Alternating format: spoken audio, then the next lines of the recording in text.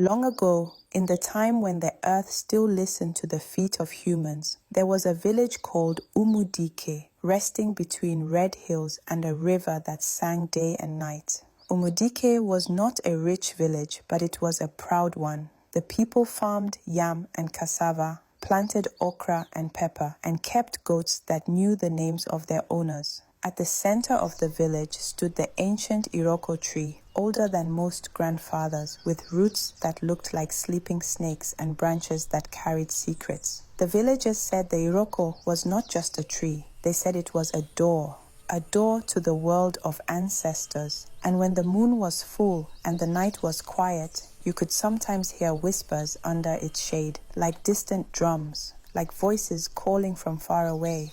But nobody went there at night. Nobody except those who did not fear what they should. In Umudike lived two brothers, Obina and Chike.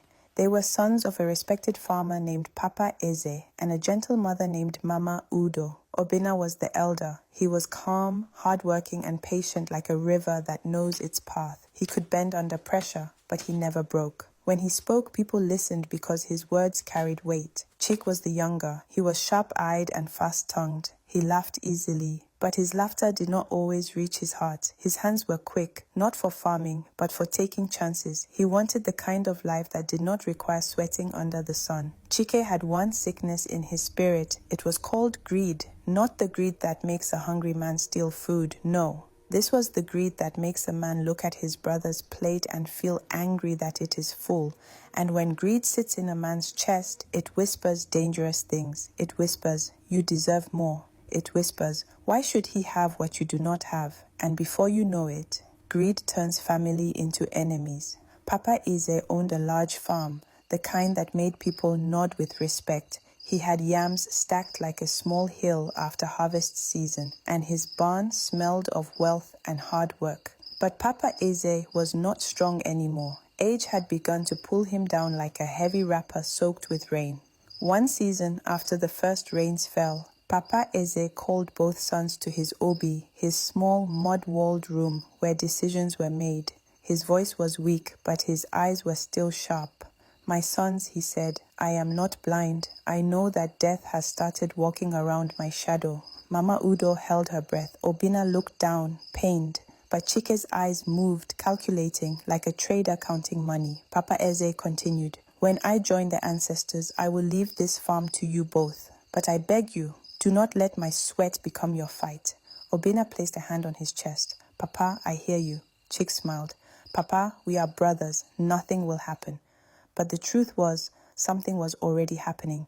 That same night, after everyone slept, Chik crept outside. He walked barefoot through the compound, careful not to wake the chickens. The moonlight made his shadow long, stretching like a thief's arm. He went to the back where Papa Eze kept his locked wooden box, the one he always guarded like a leopard guards its cub. Inside that box was something important, not only money, not only land papers. There was also a small old pouch wrapped in dried leaves. That pouch was not meant for human hands. It contained a cowrie shell charm given to Papa Eze many years ago by a famous dibia, a traditional healer who did not play with ordinary medicine. They said that charm protected the family. They said it also held a secret blessing tied to their destiny. Chike had overheard villagers whisper that Papa Eze's farm was not just hard work. They claimed Papa Eze had been blessed by ancestors. Chike wanted that blessing. He wanted it for himself. He searched and searched until his fingers touched the pouch.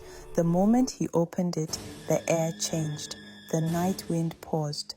Even the crickets stopped singing. Chik's hand trembled. Inside lay a cowrie shell that looked normal at first, until it blinked. Yes, it blinked. Chike froze. A cold sweat ran down his back like a small snake. Then he heard a voice, not loud, not soft, but heavy like thunder behind a mountain.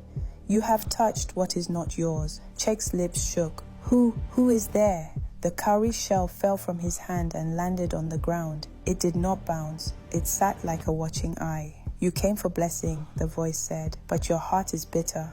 You came for destiny, but you do not respect the road to it. Chike swallowed hard. I just want what belongs to me. The wind rose again, and the leaves rustled like people whispering. "Then hear this," the voice said. "Two destinies live in this house. One is built with patience, one is built with greed. The ancestors will judge." Chike wanted to run, but his feet felt heavy.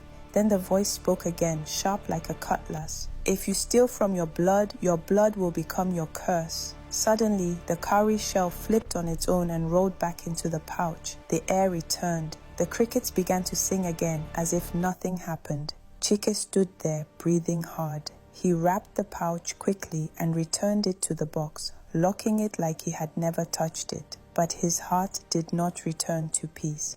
From that night,